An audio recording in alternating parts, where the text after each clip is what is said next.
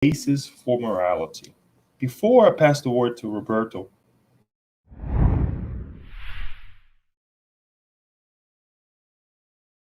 he is currently the president of the Spirit Federation of São Paulo, director of courses on continuing Spiritism education, and director of courses on the Spiritist philosophy. Roberto has a bachelor's degree in philosophy and business. He also has an MBA from PUC in São Paulo, Brazil. And he's going to be talking, as we said, about good and evil, the basis for morality. As usual, we'll go ahead and give ourselves about 45 to an hour for Roberto to share the message with us. And then we'll open up for questions, comments that you may have that is pertinent, obviously, to this talk. Roberto, I'll pass the word to you, and then you will control from here on, okay? Until we come back, just let me know, and I'll come back and we'll start sharing the questions and comments. Thank you. Thanks for your time. Okay, thank you, Leo. Good evening. I'm very glad to be with you all this evening, and we are going to talk today about this issue that is on the Book of Genesis from Kardec and also the Spiritist book. So we are going to start by a passage from the Book of Genesis from Moses in this case, right? So we have this passage about the paradise lost. And there Moses, was supposed to write. Then the Lord took the man and placed him in the paradise of the lights for him to cultivate and to take care of it. He also gave him this order: you may eat from all the trees of paradise, but do not eat the fruit of the tree of the knowledge of good and evil. For as soon as you eat from it, you shall most certainly die. So, what is an interpretation of Kardec? He says that the tree of the knowledge of good and evil symbolizes the consciousness, our consciousness, right, of good and evil. So it's actually the moral consciousness. And the human acquired it in order to develop we acquired it, right, in order to develop our intelligence and free will by choosing between the two, choosing between good and evil. And then it signals the point at which the human takes possession of its freedom and incurs responsibility for its acts. So this passage is very important because it means it shows the moment when our moral consciousness arise, and then we have our free will, and by choosing between good and evil and having responsibilities of our choices, we become a moral person, right? So, and then the evolution of ourselves intellectually and morally, and all the process, we go through reincarnation to achieve the state, let's say, of a pure spirit. So that's what we are going to talk about today. And good and evil is the basis for morality, right? So, but what is morality? And then we see that on the Spiritist book. Then Kardec says, well, actually it's not Kardec, right? They are the Spiritists who answer Kardec's questions. And there, the Spiritist says that morality is the rule of the good conduct. In other words, it is the ability to distinguish between good and evil. So it's directly connected to the free will, right? And it's founded on the observance of God's law. Humans behave correctly when they do everything for the good of all. So what we can see here is that although by our free will, we have the freedom to choose between good and evil, at the end of the day, when we are elevate the air spirits, we certainly will choose only good, right? Because God's law is directly connected to good. And that's why the Spirit says that good is everything that is in harmony with God's law, whereas evil is the contrary, right? Is everything that deviates from it, from God's law. And then we have that golden rule, right? Taught by Jesus. Um, do unto others what you would want them do unto you. So that is the basic rule, right? To choose only the good, and that is what we must achieve someday. Actually, when we uh, achieve such target, we will not have this kind of a choice anymore between good and evil, right? Because we will choose always the good. And what are the origin of good and evil?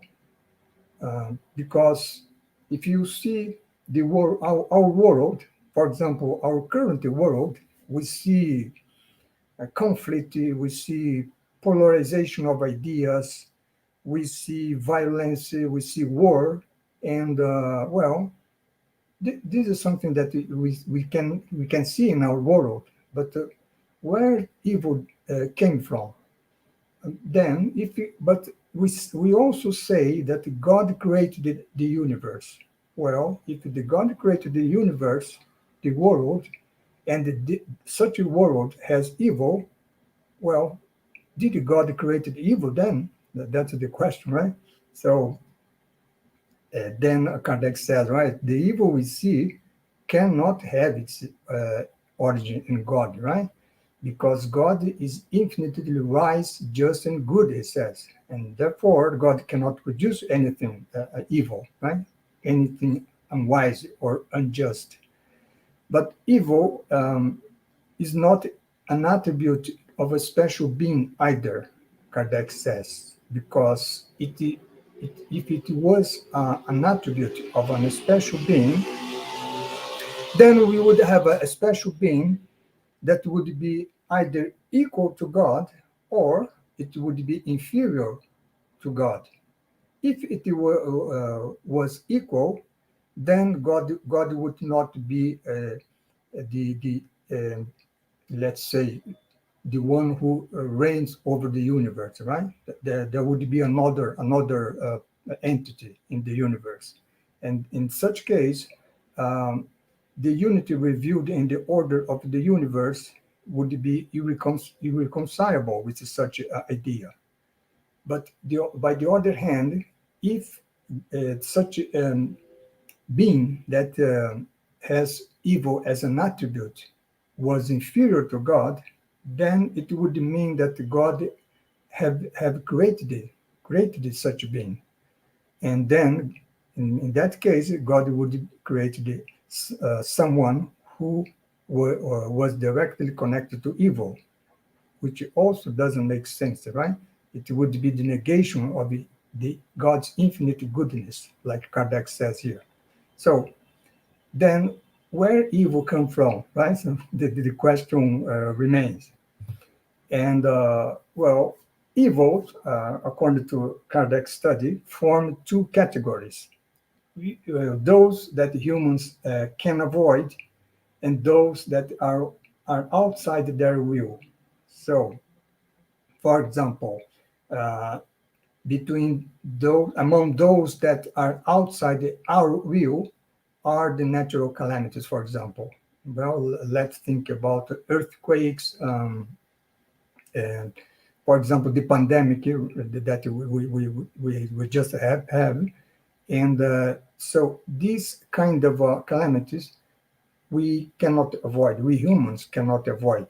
But what the spirit say is that for that purpose we receive our intelligence, and the intelligence that we have can help us to avoid or at least mitigate the effects of such calamities, right? For example, regarding the pandemic, we developed the vaccine, right? So to protect ourselves from such a virus, right? So this is the result of our intelligence. So we can see that even regarding those evils that we cannot avoid, we can extract some good from that, right? Using our intelligence. But what the spirits say is that though there are those evils that we can avoid, and those are much more than those that we cannot avoid, right? So, and that's what Kardec is going to discuss in the following slide here, right? So he says that the most numerous evils are those that we create for ourselves due to our own vices and passions.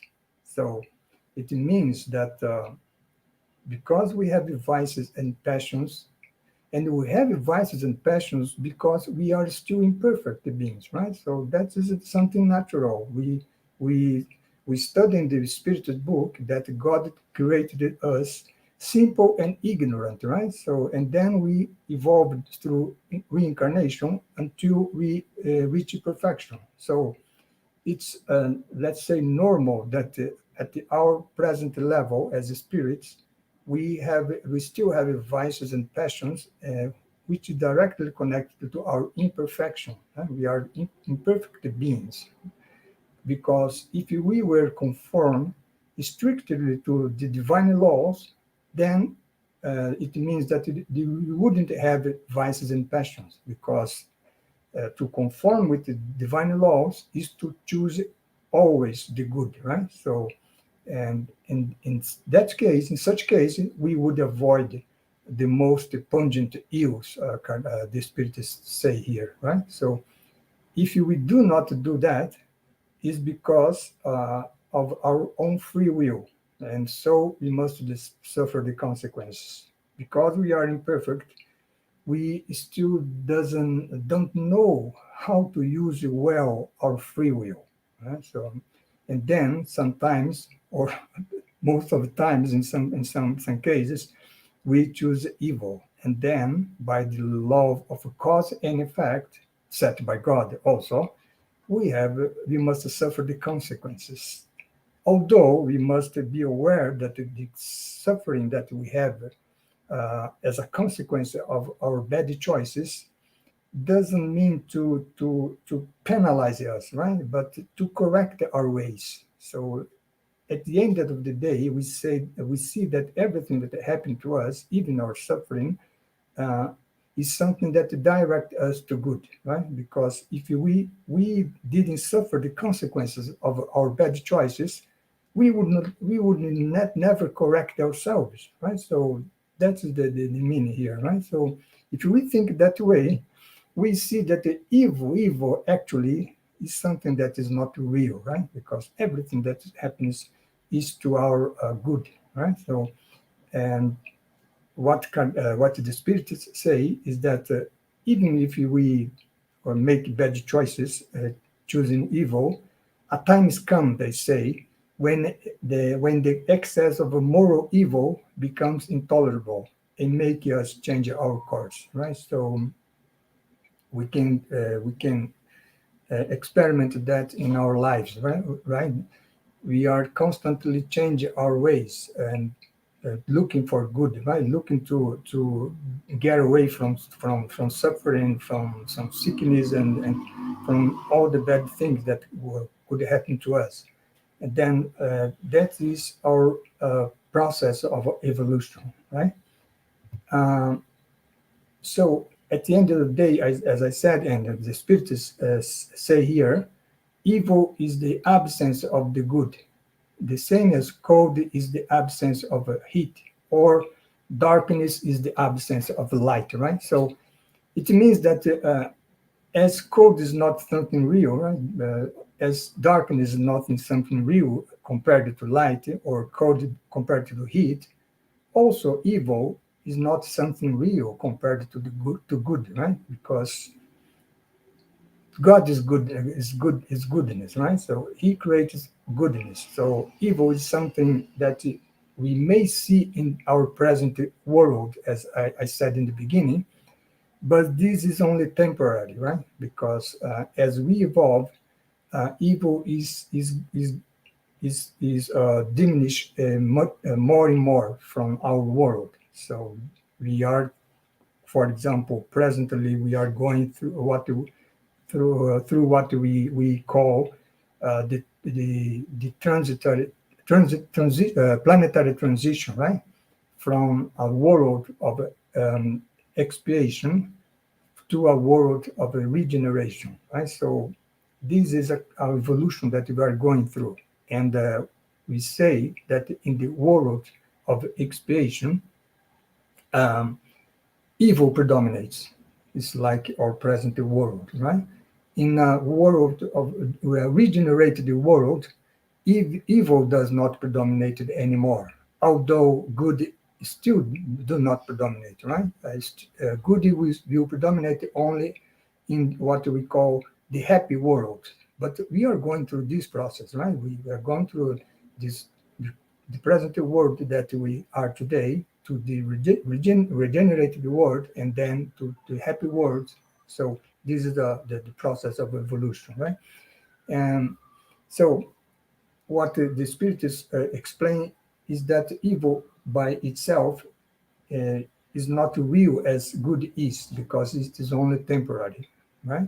So that's why they say that where good does not exist, then you have evil, which is our case in our present world, right? But they also say that in not practicing evil is already the beginning of good, because we live in this world where we see lots of evil, but we individually we can uh, we have our free will and we can decide about ourselves that, well, I won't practice evil anymore, right? So this is something that we can do now, right? So in spite of what is happening in the world, right? Because God desires only the good, the spirit say, right? So that's why evil proceeds only from us. So in the end, right, what is the origin of evil? Well, the origin of evil is in ourselves, right? In, when we still don't know how to use well our free will. And then Kardec asked, right? But if evil results from the imperfection of the humans, well, did God create the cause of evil? So indirectly, that means that if God created us that can, by our imperfection, created evil, let's say, then indirectly God created the evil, right? Then why? Then this following question is why did God did not create us perfect? Because in that case we would not make any bad choice, right? We will not choose evil. And then what the spirits answer to Kardec is that if we were created perfect, um, we would always choose good, right? And but then, if we were created that way, we wouldn't have any free will in that case, right? And we would have any merit of that good that we were choosing. So that's why good willed us to be subject to the law of progress, right? And for such progress must be the fruit of our own effort.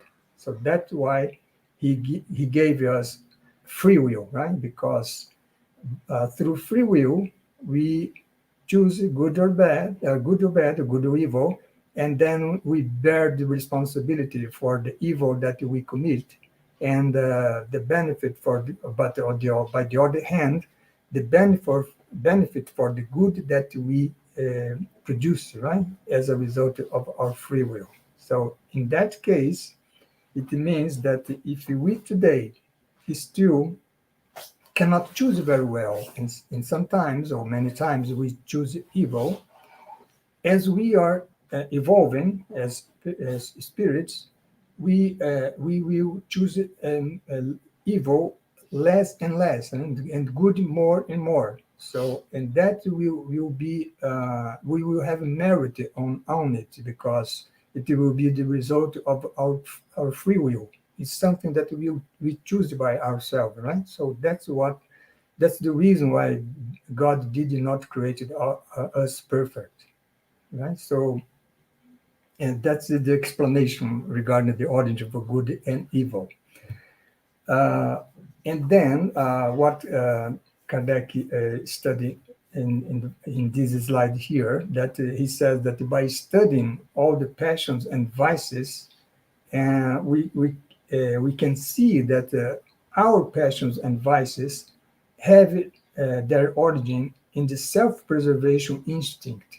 So we can see here that passions, which in our current level is not something good, because passions is related to a person who is selfish, for example, right? So at our present level as a spirit, it's not a good thing, but it was a good thing in the past, because the self-preservation instinct is a good thing, right? So this is directly connected to the law of conservation, which is there on the third part of the Spirit's book. So, what Kardec explains here is that in the first phases of our corporeal existence, we have only material needs to satisfy, right? So, thinking about when we were living in the caves, right? At the time when we were living in the caves, at that time we didn't have a philosophy, we didn't have a science, right? We didn't have even religion developed as we have today. We just were worried about, well, how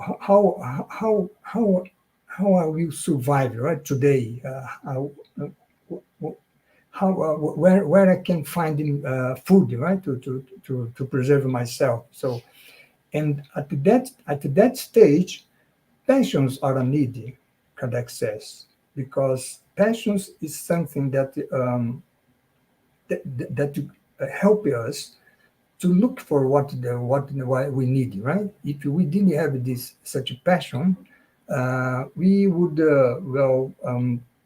suffer the lack of food, for example, and we would stay there, no?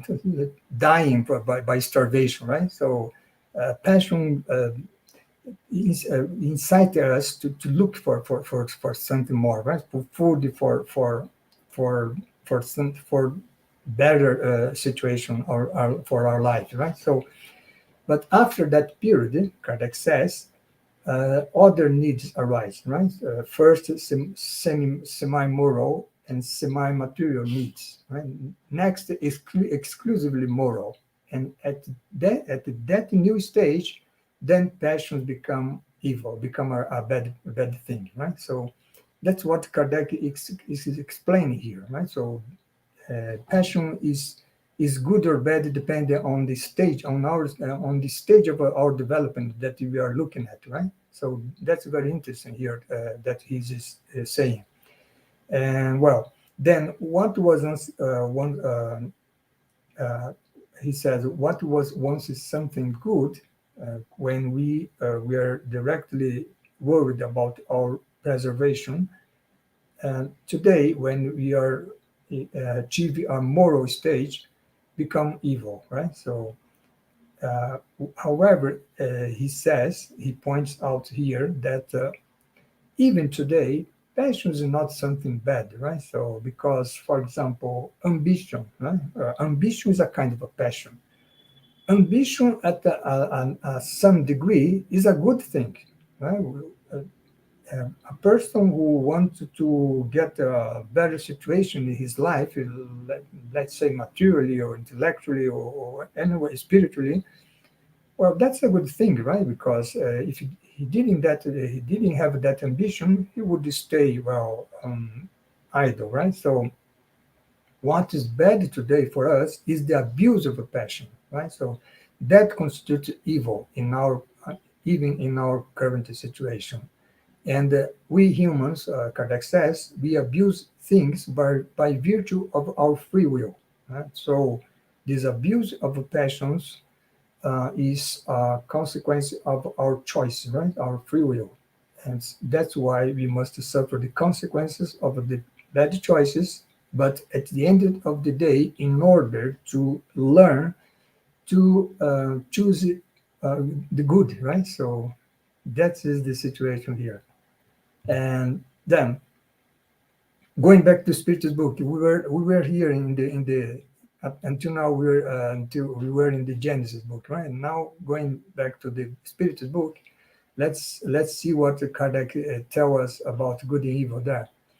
So what he says there is that the circumstances also give good and evil a relative seriousness, right? Because let's say a person who knows something that is good and something that is evil, and knowing or the two sides, he chooses evil. So he is more responsible in such cases, right? So, and then suppose another person who make a choice, but he doesn't know very well what is the good side and the evil side, right? So he chooses something in the darkness, let's say. In that case, he has less responsibility for that choice. So that's why good and evil have a relative seriousness, as Kardec is explaining here, right? So. Um, but evil is no less evil by being necessary. Right? That's another analysis that Kardec does here, right? Because uh, in certain cases of destruction of things or of our fellow beings, thinking about the war, for example, right? So if our country is attacked by a foreign country, well, we must defend our country, right? So we are, as soldier, we are going to defend our country, and by defend our country, we will be in war of that country, and probably we will kill people, right? And this is not less evil by being a necessity in this case, right? Because if I do not defend my country, then the foreign country will come and destroy my family, my all the things I have. So in that case, I must defend, right? So it would be something just to defend, and but it's not less evil by being necessary. So it means that you can go fight in a battle, defend your country, but you cannot abuse of that, right? Because we see situations in every war when some people uh, make use of a cruelty, for example. So that's not something that should be done, right? So that's what Kardec explained here. And another circumstance that Kardec mentioned here is that the responsibility for evil does not fall only on the one who executed the evil, right?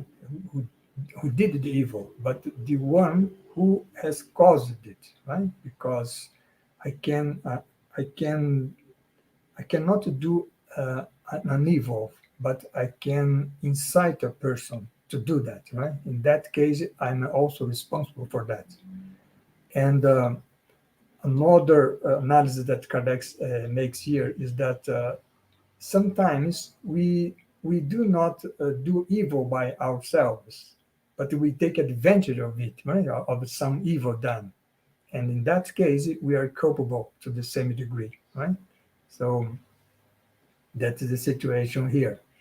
And well, Kardec asked the spirit, right?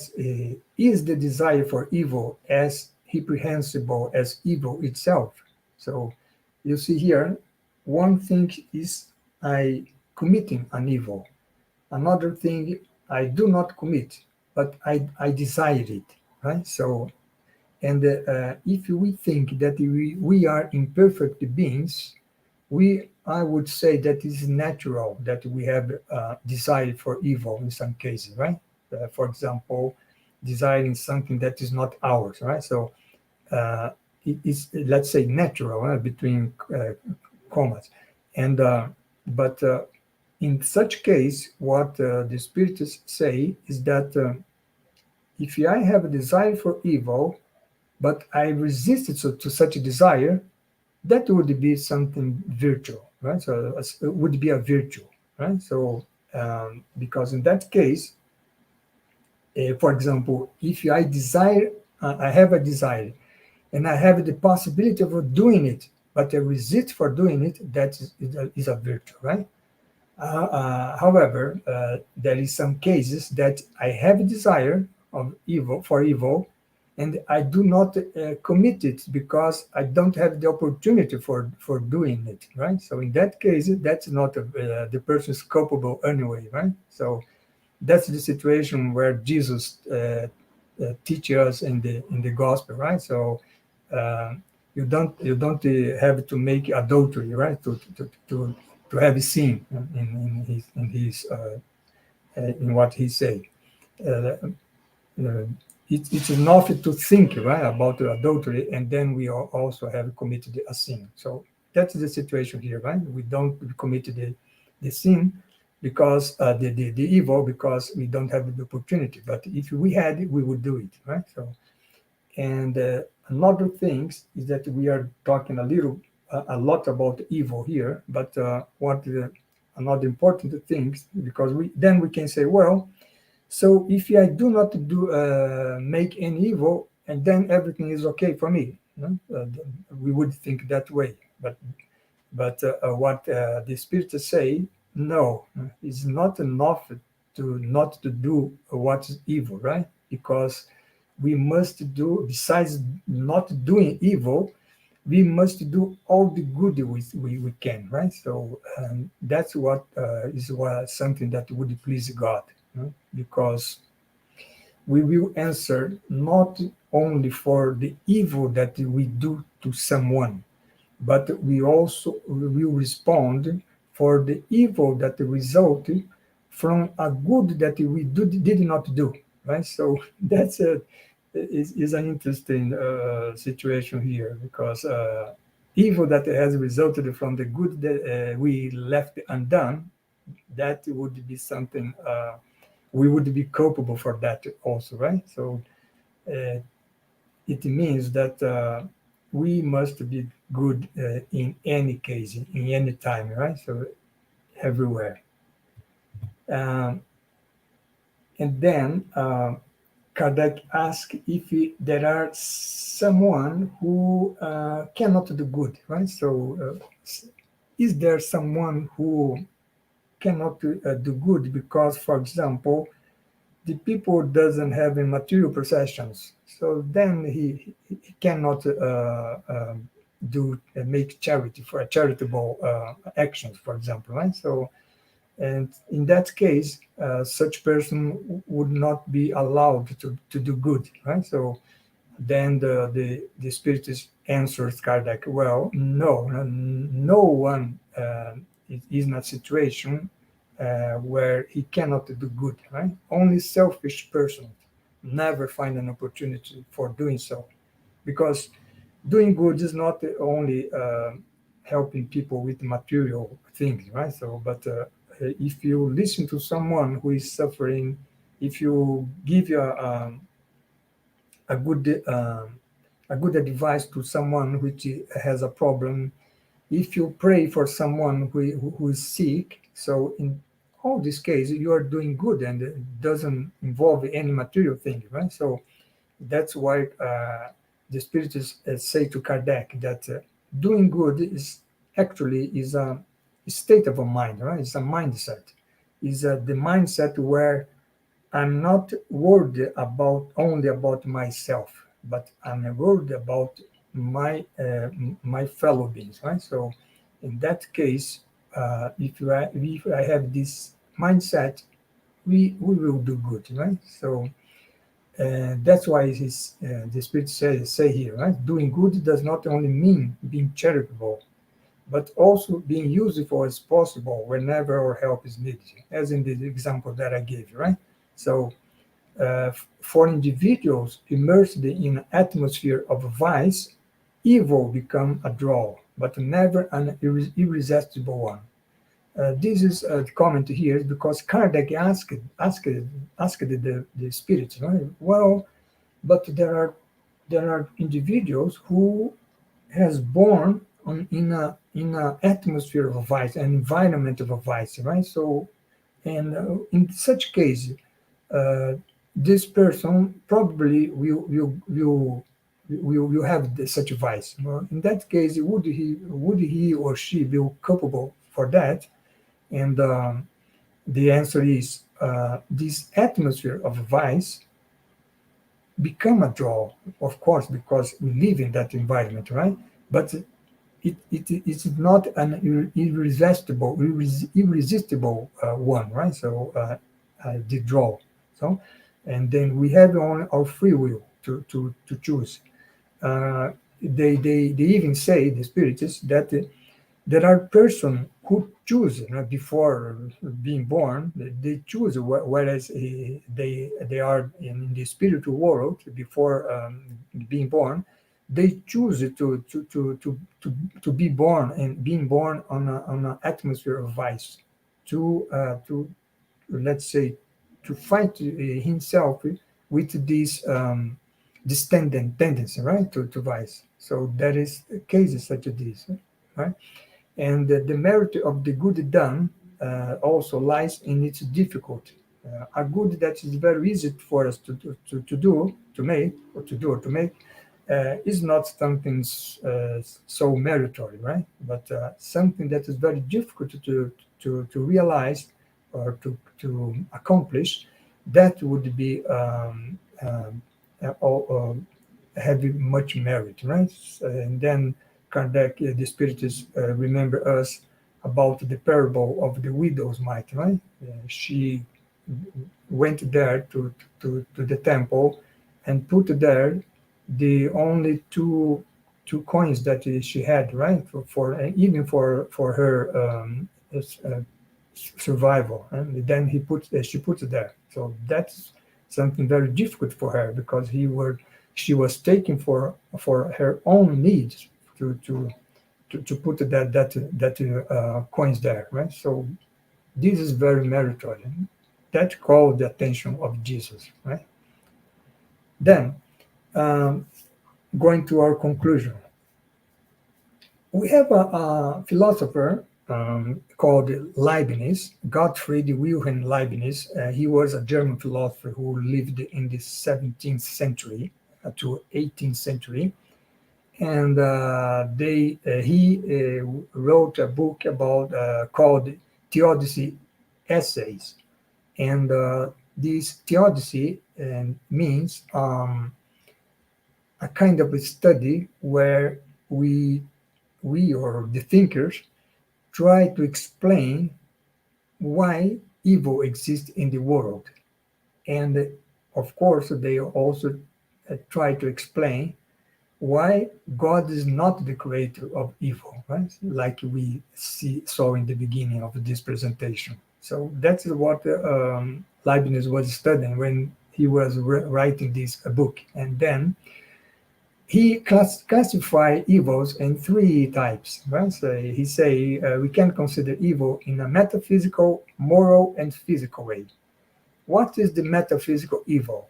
Metaphysical evil consists of a simple imperfection, right? Like I said in the beginning, we still are imperfect beings, and it is natural because God created us simple and ignorant. We are going through perfection, but we are still not even in the middle of this path, right? We are still close to the beginning, so we are imperfect beings. And then, metaphysically speaking, uh, for being perfect, for being still being perfect, we make evil, right? So that's what Leibniz is explaining here.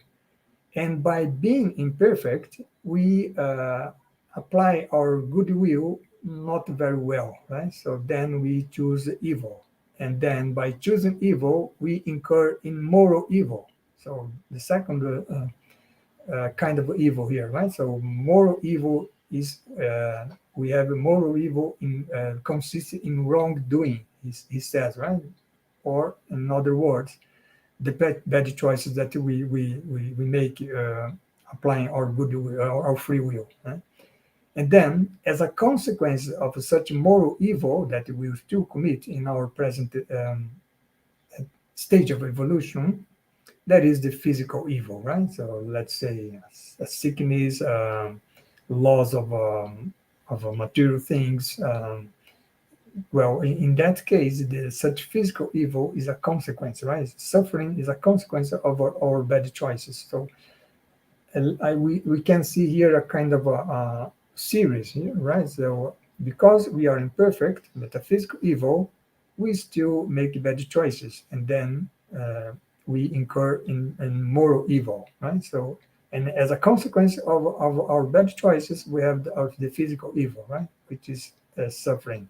But again, right? So suffering is not something that God put on us in order to penalize us, but suffering is something that by going through such suffering, we can change our ways, right? We can change our choices. We can apply our good free will better, right? And then uh, applying our free will better means choosing good, and then we don't have moral evil, right? So, and if we don't have moral such situation for moral evil anymore, is because we became more perfect. So as we became more perfect, the metaphysical evil diminished, right? So that is the kind of a cycle, right? So but everything at the end of the day is for our good.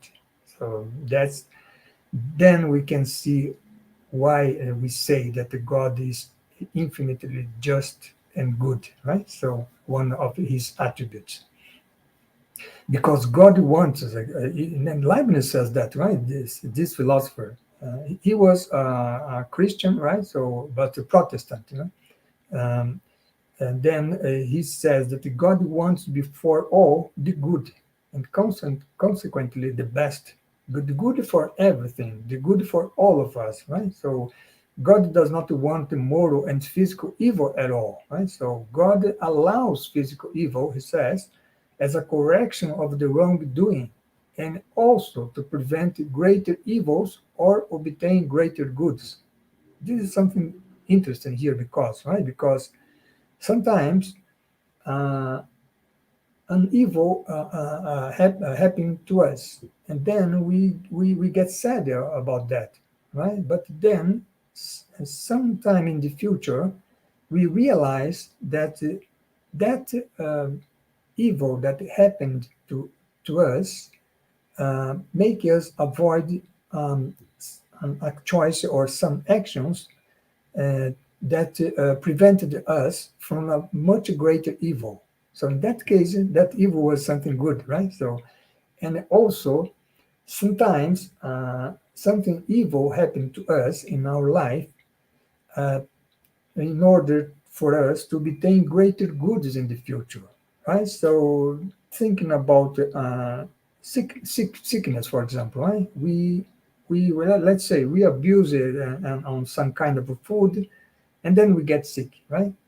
And then, we thinking, and then we say, I must change my my choices, right?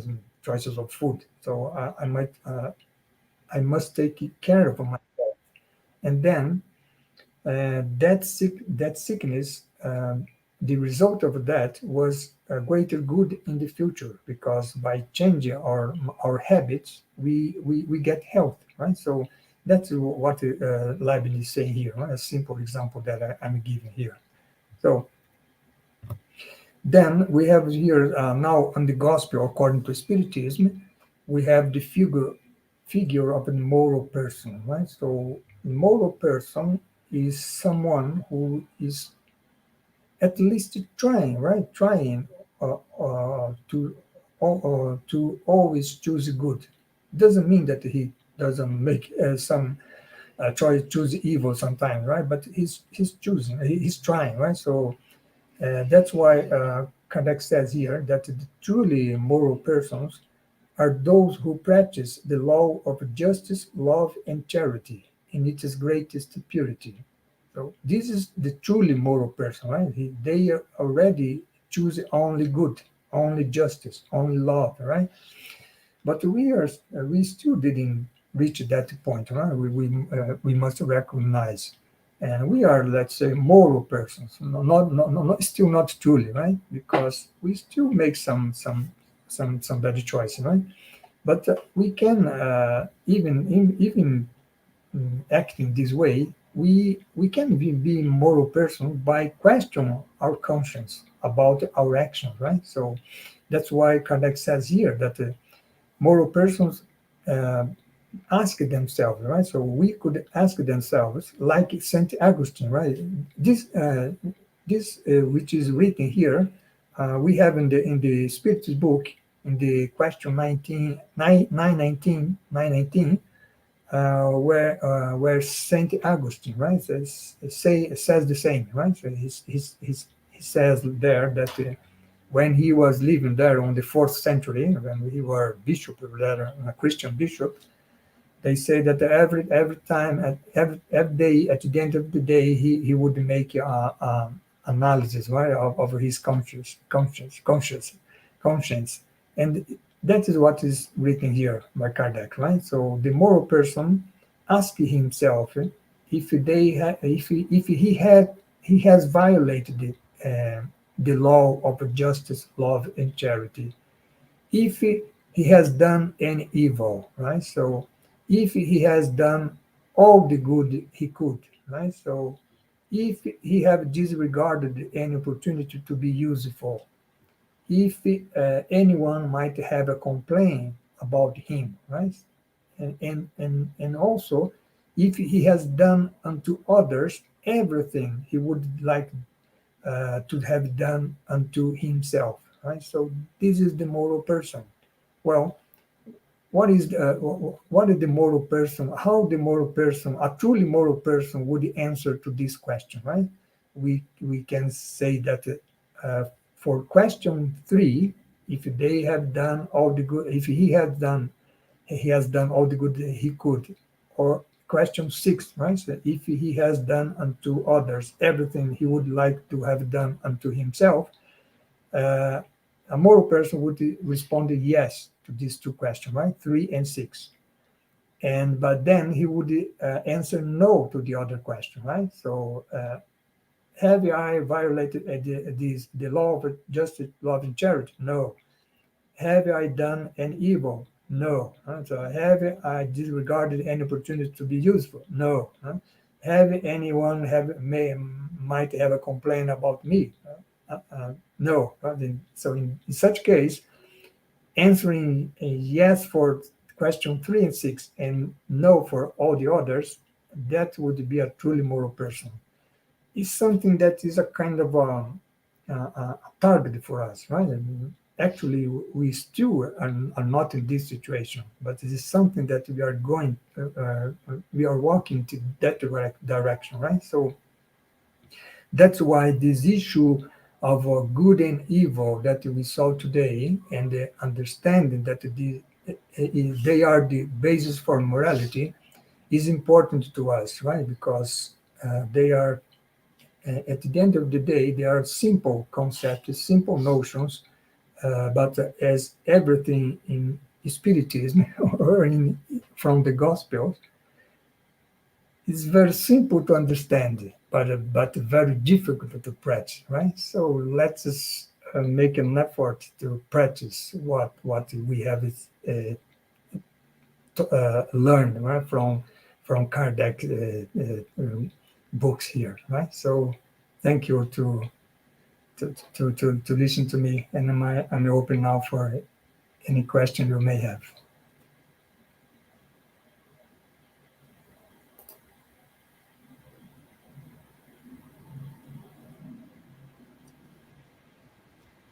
Thank you, Roberto, for this amazing topic that you're sharing with us, the good and evil. And when we look at the topic, right, we think that we were just talking about good and evil, but there are many, many hidden messages or let's say, straight message in terms of choices, responsibility, free will, consequences, you name it, right? So there's a very rich, a lot of information for us to digest, and it truly invites us on reanalyze how we're practicing our free will. As Joanna de Angelis says on the book Happy Life, she Mm. reminds us if we're not practicing, that we ought to practice a little bit more and be a little bit more firm with our free will, right? And make better choices, you know. And I Mm. love this reminder that you brought it towards the end of what is the good examples of being a good person as we see in the Gospel according to Spiritism. Funny Mm. enough, Daniel and I were sharing a video about Leibniz and his duel, if we can say it that way, with Newton as well. But that was not in terms of philosophy; it was in terms of calculus as well. Mm. Who want to um, listen to the YouTube video that we came across. I'll send it over to you. But it's really interesting how they had a dispute about who came out with differential calculus. In any case, Yeah. I mean, something Yeah. that to me it feels like, whoa, why did I come across this? And now you're talking about this. Maybe we were connected somehow, or I was, I Mhm. picked it up, in the ether there. But thank you again for this amazing moment and this reminder. I would like to share some of the question, perhaps, or comment that we have here in house first. Uh, let me just change the. Give me 1 second here. Is this one here, Daniel? Yes, perfect. At least you can see those who'll be asking the question. And I will ask if anybody has a question or a comment, perhaps, that you would like to share. Anyone? Paula? I'll take the microphone to her, Roberto. 1 second. Okay.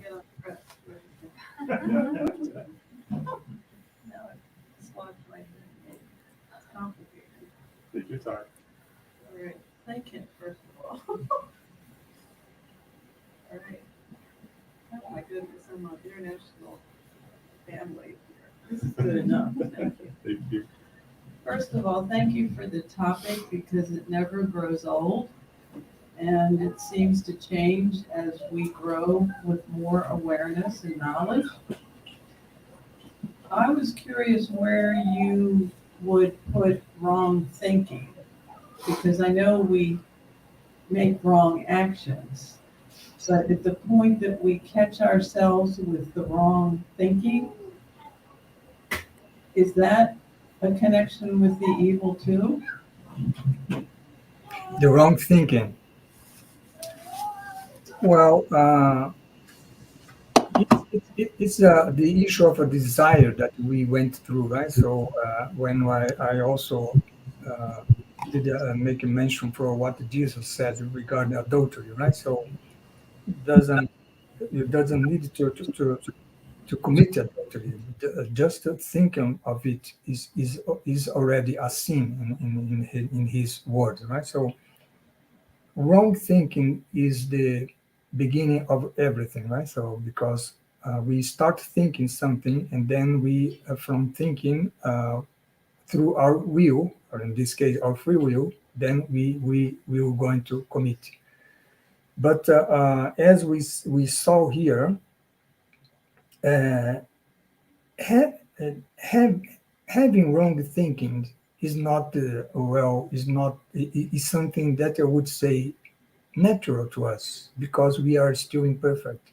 So we had, for example, regarding this issue of adultery, for example, I mentioned here, we have a philosopher from the Middle Ages. I It's Peter Abelard, right? So what he said, he has a book, "Know Thyself," right, which is that quote from Socrates. And there he says the following. He says, "Well, designing designing something that I should not desire, for example, designing the woman of my neighbor, he say, right? So that would be something natural because we are corporeal beings, right? We are still have passions, we are still have these imperfections.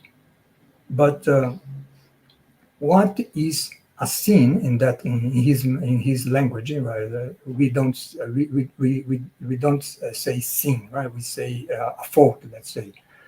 Uh, what is the sin is to agree with that desire. So that's what Peter Abelard says. So what he's saying that because we are imperfect, we have the wrong thinking, as you mentioned. That's natural for us.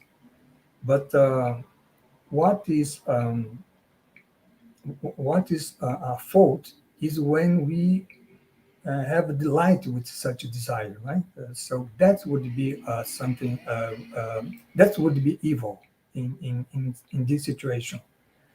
And then we will come to something that I also mentioned here in the last slide, right? So is that situation that we've been born in a vice environment, an atmosphere of a vice, like Kardec says, but that atmosphere is not an irresistible one for us, right? So we also can have our free will and choose to get rid of that situation. So at the end of the day, I should say that heavy wrong thinking is not something that we would be, let's say, I should not have such a wrong thing. It's almost impossible for us who are still are imperfect, right? But what is important to us is to resist to such wrongdoing, right? So there is virtue, especially when the situation that the spirit is put there, especially when I have this desire for wrongdoing and I have the possibility for doing it, but I resist from it. So this is virtue. Right? So this is something meritorious. So I don't know if I answer your question, but that's what I can say, right, regarding your question. Yeah, I follow that. I have another one. Okay. She says she follows it, and she has another one, but we can get anyone else with any other questions, any other comment.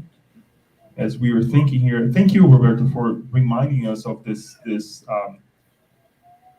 that we're still vibrating in a position where we will think of negative things. We will come Yeah. across negative things, right? And it's in the idea of watching our thoughts in itself is already, let's say, a provision of the good, right? Or trying to become a better individual. So thank you, because it can be interpreted on the other way that just because we're thinking something negative, that we're bad people. Well, we don't know any better, right? So we're still vibrating in this position. So this is a great reminder. And it puts us in a state of good alert. Mhm. Not that we're, gonna all be thinking negative ourselves, but at least to really, rethink about our on how we vibrate. Thank you. Thanks for the question too, Paula. Anyone else before we go to the web and see what questions we have? Daniel, can you, and I'll come back to you, Paula. Thank you. Daniel, can you pose the first question? Question comes from Kirsten, and she asks, we know that we have evil or less evolved inclinations. How can we find peace amidst our own inner struggles and wanting to be better, but often fail? Mm. Yeah, that's the situation of all of us, right? So I think is a little bit connected to what we just said. There is some danger that we must avoid, right? Because, for example, if I'm aware of these less evolved inclinations, I can have a guilty conscience, and such a guilty conscience is something that stuck us in a position where we can get out. So, and then it must it, it we suffer from that, and you can see that in psychoanalysis, for example, right? So, and you can see all the guilt that we carry within ourselves because these less evolved inclination, like Kirsten says here, right? So, um, what is the point here? The point here is that we feel guilty of this less evolved inclination because we have in ourselves that we must be perfect, but we aren't perfect, right? So it's like we say for example spiritually, right? Jesus is our model and guide. Now, that's true. Jesus is our God uh, is our guide, right? So and model. And the moral person that we just saw here is also a model for ourselves to reach, but we still didn't reach that. So if I think of myself that I should be perfect, then guilt comes, and that is a odd situation because I'm not perfect, right? So uh, what we must do is regarding this less evolved inclination or this tendency to evil that we have these inner struggles, like Christians says here, right? So, and we want to be better, but we often fail. And then we remind here of Paul, the apostle, right? So he himself said there on one of the letters, well, I want the good, but I'm not do good. I make evil, right? So he himself acknowledged of such a conflict that we have within ourselves. So it's not something. If Paul felt that, imagine ourselves, right? So we what the message I'm trying to give here is that this is part of our life today in our present stage of evolution. How what we would do? We must struggle, this inner struggle, this want to be better. We must try. We fail, try again, fail, try again. So this is what something that we must do, and until we can control such situation, right? It will take time. I don't know how much, right? It can be much more time, less time, but it's something that is part of our life. This is our life, you know? Struggling to be better, right? Struggling with our tendency to evil. So, but by the other hand, struggling to reach the goodness that we have in ourselves, because we also must remind that if we are corporeal beings, and then we have our instinct, we have our passions. By the other hand, we are spirits, and then we learn from the famous question 621 from the Spirit book that God's law is in our conscience. It means that the notion of goodness, of justice, of love, of charity, of beauty is already within us. So as we evolve, we are going to make this, we will make this, let's say, using a language of Aristotle, the philosopher, this is something that is only a potency now will be active, right? We realize all that in ourselves. So that is that's our mission regarding ourselves, right? So we we we will never we will have to try and try. That's what something that I would recommend. But we can also we can for example pray for the help of our good spirits, because every one of us we have our protector spirit, right? We say the guardian angel, as the Catholic says. We have every one of us has this spirit who help us, right? So we can pray for him, we can pray for Jesus, you can pray for God for help, and the good spirit will help us to overcome these problems that we have, right? So uh, we must look for everything to get a better situation. Thank you, Roberto. Daniel, can we pose the next question, please? This is from Daniel. Can we consider an evil act when a person has no other option but kill to survive? Can you talk a little bit more about this? Is there any attenuation before God's law? Mm. Yeah, well, the the answer here is like we saw, right? The Spirit says, evil is not evil, is not less evil, right? By being necessary. And when a person has no other option to but kill to survive, you have the example of the war, like I said, or when I go to defend my country from our for a foreign country that's invading my country, like what's happening in Ukraine. But you also have a situation where you end up killing someone to defend yourself, right? So let's say in the street, someone attacking you, and then you defend yourself and end up killing the person. In that situation, of course, there is an attenuation before God's law.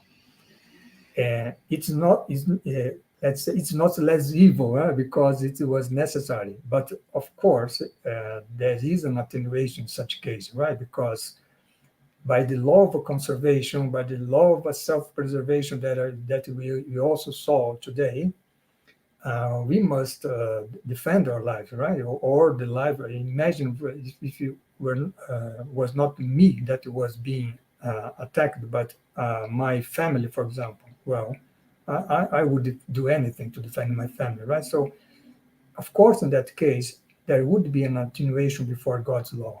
That's why you have that circumstance, right? That we saw a little bit today.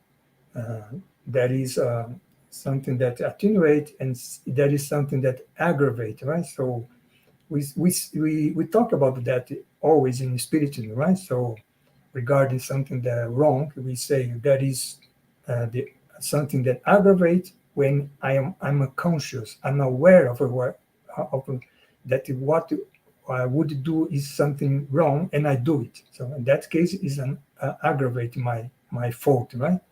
But if I didn't know, if I didn't what I was aware of that that evil that I would commit, that would be an attenuation.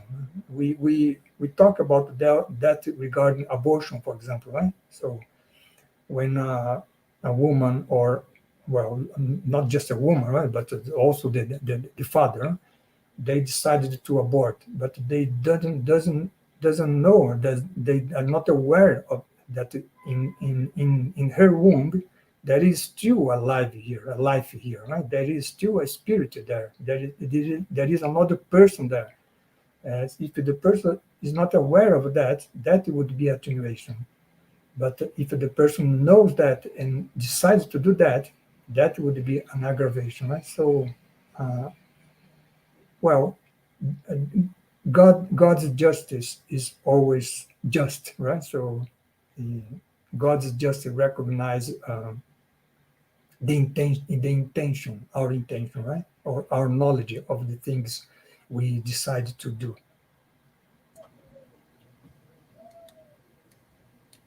Thank you, Roberto. I'm going to bring it back, Paula, to ask her second question.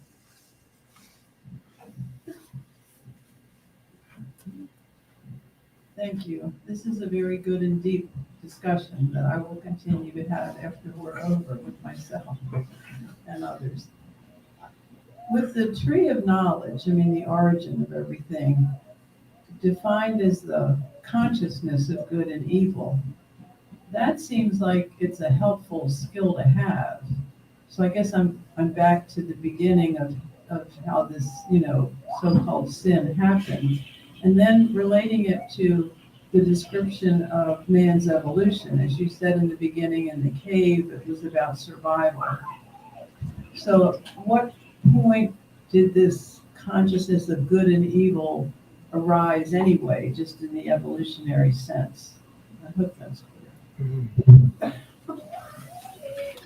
Well, in the beginning, well, in the beginning we are more instinct than intelligence, right? So it means that our free will is very limited, very very limited.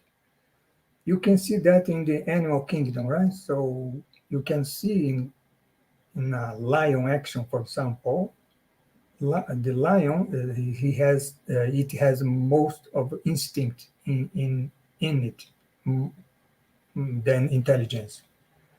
But you can see that the lions also have intelligence. The way they catch the prey, uh, there is intelligence. The way they surround the prey and they attack the prey.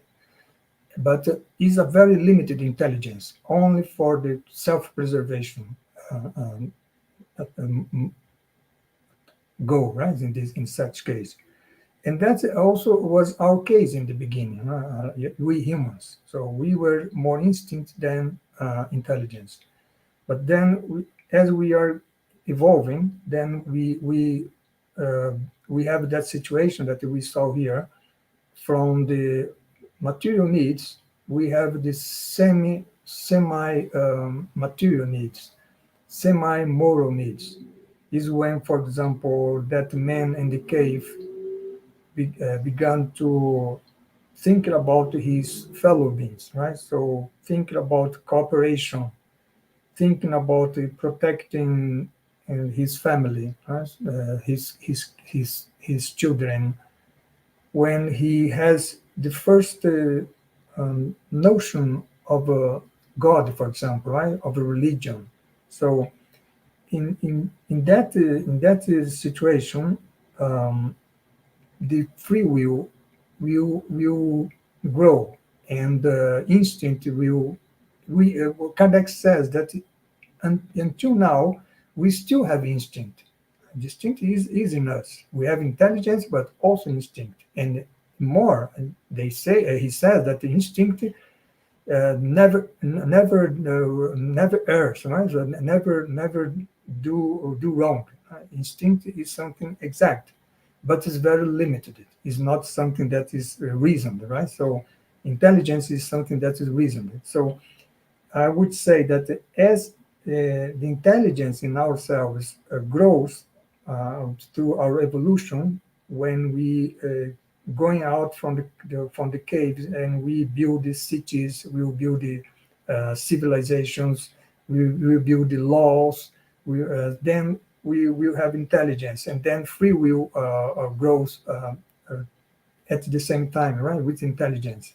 So it's something that took him, let's say, thousands of years, right, uh, for us to get to the point we are now today. But um, you are right in the sense, if I understood what you mentioned, you are right in the sense that it's not that there in the paradise lost and Adam Adam he take the fruit of the tree of knowledge and evil and good and evil, and then suddenly he now has a free will. No, free will is something that is growing through the evolution, right? Through many thousands or still let I don't know centuries of years, right? So it's something that is regarding our evolution as spirits. Thank you. I would say that just to complement, is something interesting also when we say free will, right? We have a free will. Free will means I can choose good as I can choose evil. Then think about Jesus. You think that Jesus, when he's going to take an action, he will reason and say, well, should I choose this way, which is good, or this way that's evil? He doesn't have such kind of a choice, right? He always chooses good. So it means that even free will, in some way, in our future, we will, in some way, we will not have free will anymore in this sense, right? Of choosing between good and evil, because we will choose only good.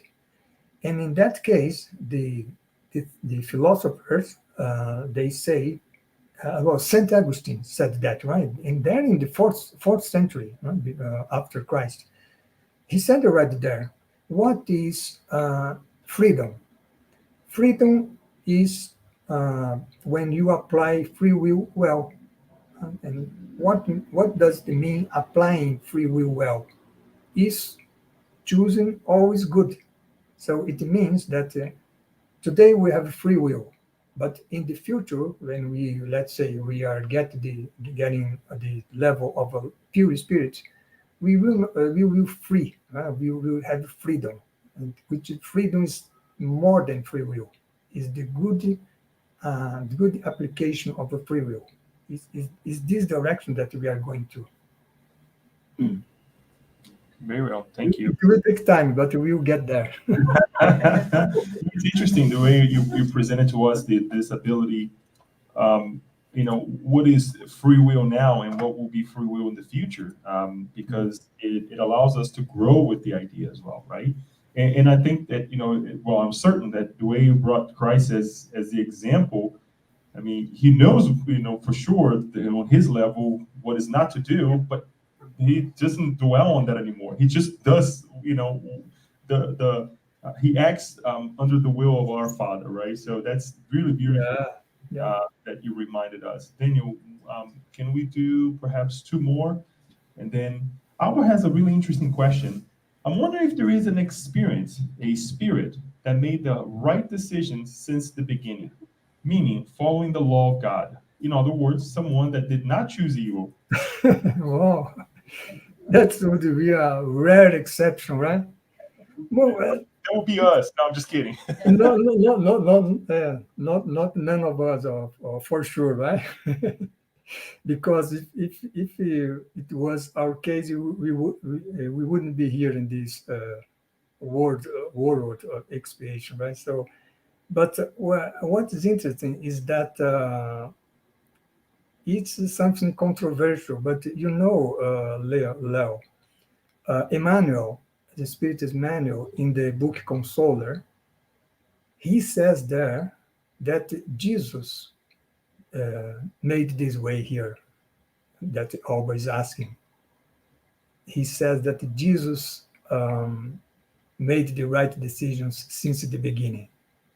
So he decided to follow the law of God since the beginning. He never chose evil, right? So it's controversial, right? Because what we know, and that's something interesting to say here, is that Jesus is our guiding model, and Jesus is a pure spirit. And we also know that we also will be pure spirit someday. So we also will reach the stage where Jesus is now, right? But then we also must understand that although Jesus, as you reminded now, Leo, that he is in line with God's will, there is still an infinite distance between him and God, right? Because that's something that we must have in mind. So I would like to talk about God and another occasion here, because God is God, right? We are we, and we are. He is the creator. We are creatures. So we will never reach we will not never be God, right? So that's why we say in Spiritism that the law of progress in ourselves is infinite, right? Without no end. because if there was an end, then we would reach God and would be equal to God, and that is impossible. And that's applied to Jesus also, right? So that's something that that's why we see Jesus more as a elder brother, right? And wise, very wise elder brother, right? So, but anyway, Emmanuel says that Jesus went this path that Alba asked here. I don't know. Thank you for bringing that, because I'm just going to make a plug in, or like we say in Portuguese, a propaganda. This Mm. Thursday we're studying the book um, James, Genesis, right? and, Yeah. I saw. we were talking about this. We were talking about this capability to be in sync, or to share thoughts with our Creator, right? And we Yeah, went to the discussion of pantheism. We went through the discussion of different, what is not this capability, or what is in being not being to being in sync with God. Because the more we talk about it, the not the further it gets from us, but more philosophical it gets, and then it loses its meaning to a certain degree, because it's like, why are we debating about this, right? Just let's do good, right? That is yeah, important to us. yeah, But I'm glad that you're saying this, because it reminds us of how much more we have to study to get near this reality, right? And what I would like to comment on your comment here, on your answer, is that what Emmanuel, and you say the Consoler, correct? The yes, book?